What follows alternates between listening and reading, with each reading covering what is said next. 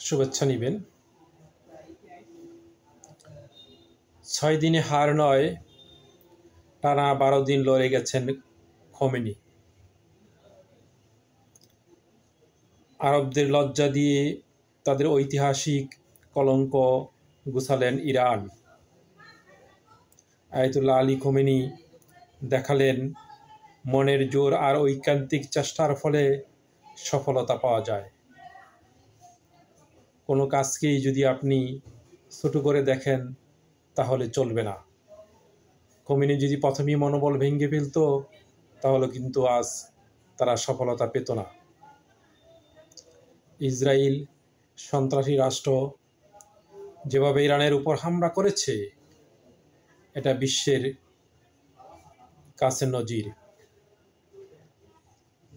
1967 সালের জুন মাসে মাত্র 6 দিনে নাস্তানাবুদ হয়ে যায় মিশর, সিরিয়ার জর্ডান।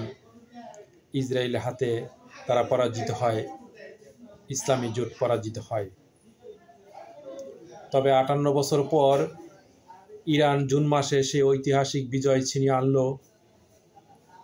ইরান সেই পরাজয় থেকে ইসলামী রাষ্ট্রগুলিকে শরমের হাত থেকে বাঁচালো।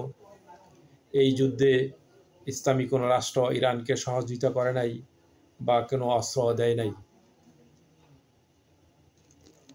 তারা এমন এক সন্ত্রাসী ইসরায়েল, তারা ইরানকে হয়তো আক্রমণ করে, তাদের পায়ে পাড়া দিয়ে ঝগড়া শুরু করে। তারপর যখন ইরান হামলা শুরু করলো তখন তারা বলল যে ইরান নাকি তাদেরকে আক্রমণ করছে।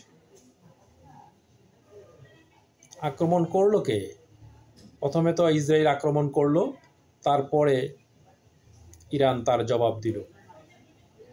প্রিয় বিশ্ববাসী, আপনারা দেখেছেন সেই ইসরায়েলকে মাটির সাথে মিশিয়ে দিয়েছে ইরান।